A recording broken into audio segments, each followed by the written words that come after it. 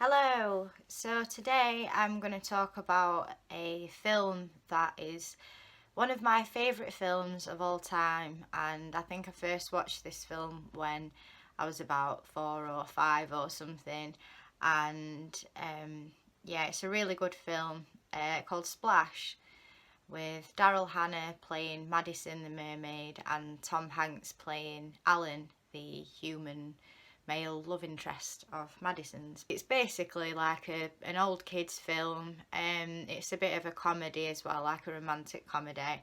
And yeah, what little girl doesn't love mermaids? But I did think about the link between Madison, Daryl Hannah's character, the mermaid, and autism in females, and thought it's quite a good analogy to help people to understand autism in specifically females. I mean, it does relate to males as well. It relates to autism as the condition, but you know, females are quite underrepresented. Is it represented? Yeah, represented in the media and in films and stuff like that. So we haven't really got that many autistic female protagonists to look up to. And even though Madison the mermaid isn't supposed to be autistic, there's a lot of parallels there. So that's the point of this video, basically. And it's quite important to note as well that Daryl Hannah, who plays Madison, has actually got autism in real life, which is very weird and kind of cool, really, because she smashes the stereotypes of autistic people. You know, definitely one of my favourite autistic celebrities. So, basically, if you've not seen the film, I'll just recap anyway. It starts off with Tom Hanks' character Alan being a little boy, and he's on a boat trip with his family, and he sees something in the water, so he dives in because he's intrigued by it, and this little girl swims towards him, and she's obviously like a little baby mermaid, so cute. She's got this little necklace on made out of shells and stuff.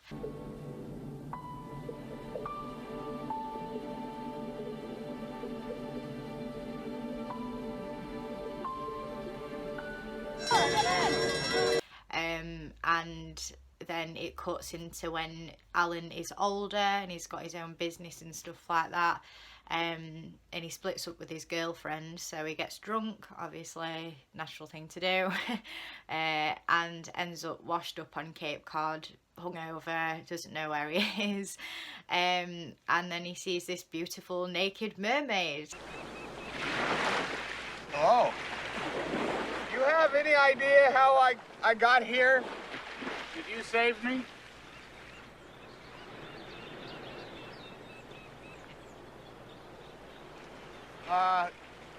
Do you speak English?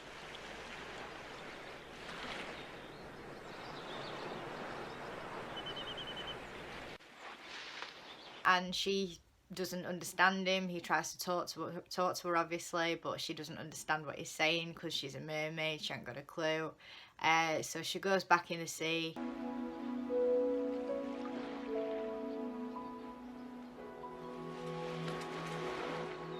Somewhere along the line, he drops his wallet, and that's where she gets his information and then goes looking for him, which is a bit stalkery, but you know, anyway.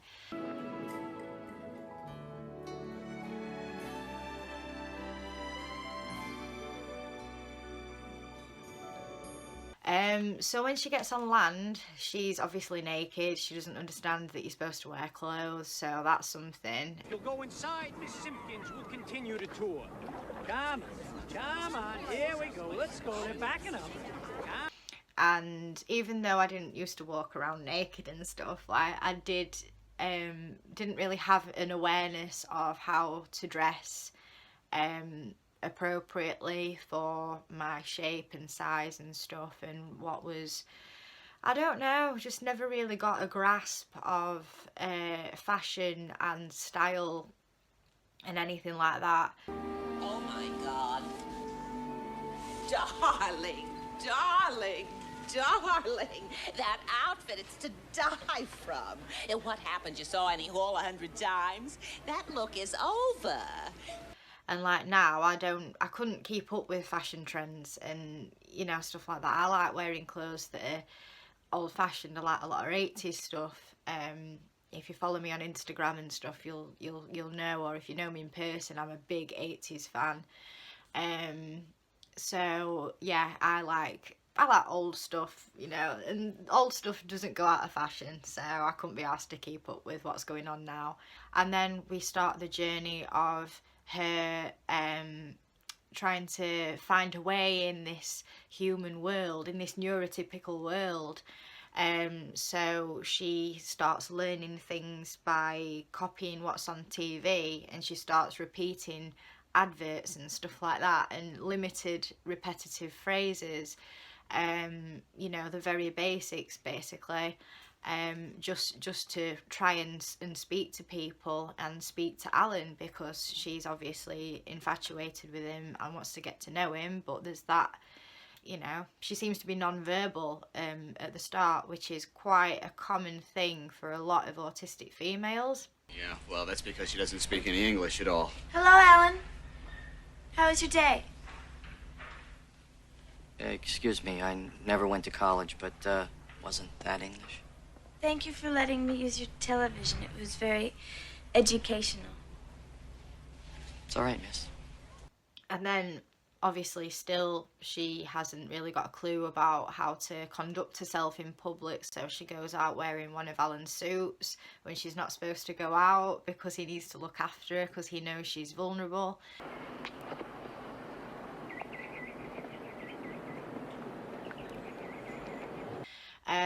And she just, I mean, that vulnerability that comes off in her character is something that resonates really strongly with me.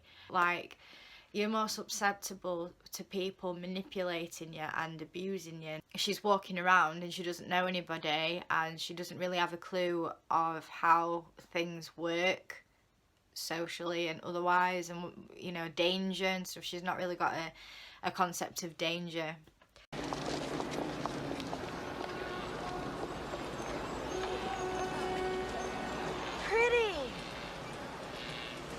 Well, yeah. I've never really thought about it before. And that's the other thing as well, lack of concept of danger or awareness of danger. Like, she's just walking around, you know, walking up to people, picking things up, and, you know, she doesn't have that kind of, I mustn't go near this person, or I mustn't run out in the road, or I mustn't run away or walk off or whatever because something might happen to me. Like, that doesn't seem to occur to her, that she must stay with Alan and let him guide her and protect her. She just wants to explore. So that's another thing, especially when I was younger, that was a big problem for me. And I would do stuff like walk home that took an hour for me to get home from college in the dark without a coat on in the middle of winter, and, you know, my neighbours and stuff would see me and then report back to my parents, and my parents would be like, why are you walking home alone at that time in the dark? And I just didn't understand that it was unsafe. So, I mean, I do now, I wouldn't do that now. You know, as you get older, you do learn these things, but when you're a young person, you're still fumbling around in the dark, aren't you? So another thing is she doesn't understand sarcasm, and she thinks very literally. So there's a scene where Alan gives her a gift in a box. I think it's a snow globe in a box, and she looks at the box and she's like, and she like starts crying. She's like, it's beautiful, I love it, and gives it a kiss and stuff. And Alan's like, no. I got you something.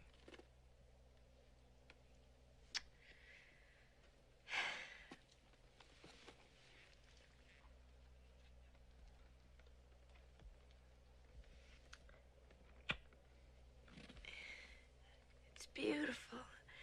I love it. No, you open it. There's more?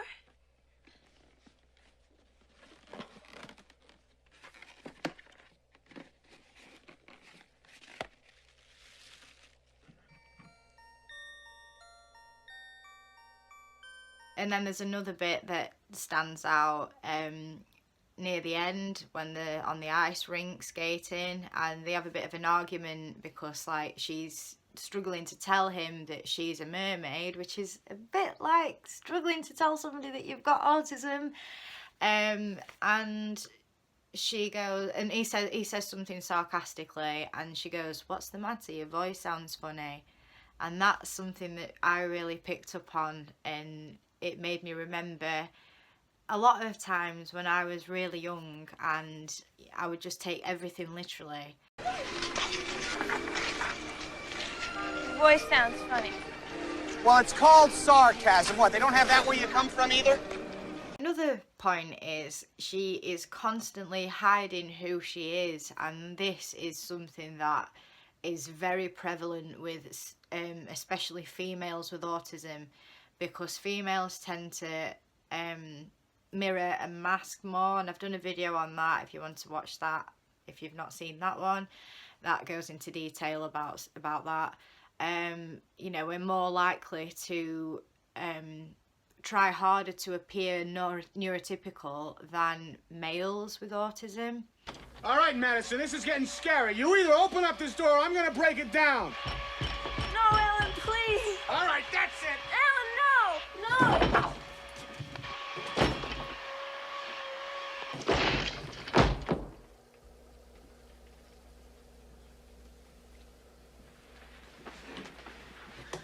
Hi. Hi. Are you okay? Yeah.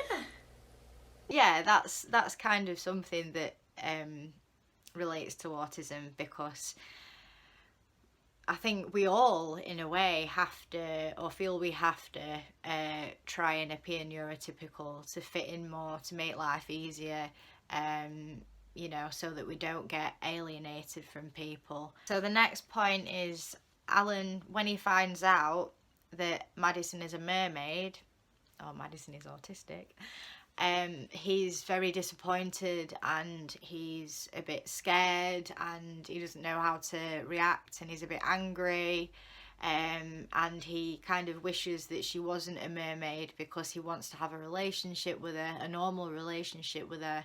All my life, I've been waiting for someone, and when I find her, she's a fish.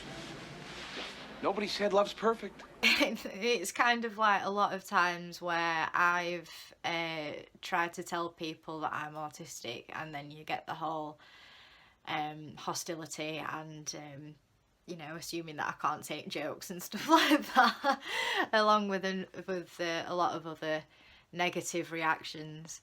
And don't get me wrong, like, not everybody's like that. What is this piece of hair doing? Yeah, not everybody's like that, but I have got a lot of negative reactions before, so yeah. The next one is she has to choose between whether she's going to stay on land and be a human for the rest of her life, not be able to go back home where she lives in the sea. You know, she'll never have a tail again, she'll have legs, but she gets to stay with Alan, or the other option is the opposite of that, and Alan comes with her, or she goes back in on her own. Which is kind of like having to choose between, well, shall I just be my weird self and just be socially inept and all the rest of it all the time and just hope for the best? Or do I shoehorn myself into this neurotypical way of living, which makes everything more palatable for everybody?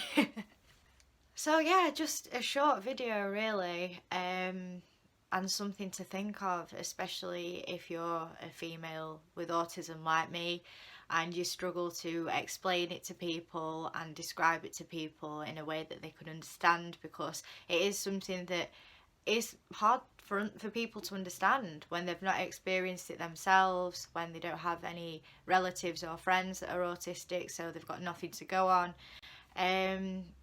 So yeah, and if you've not watched the film, watch it and just try and pick out all the autistic references and parallels, because there's a lot of them. So thank you for watching, and I'll see you again soon. Bye.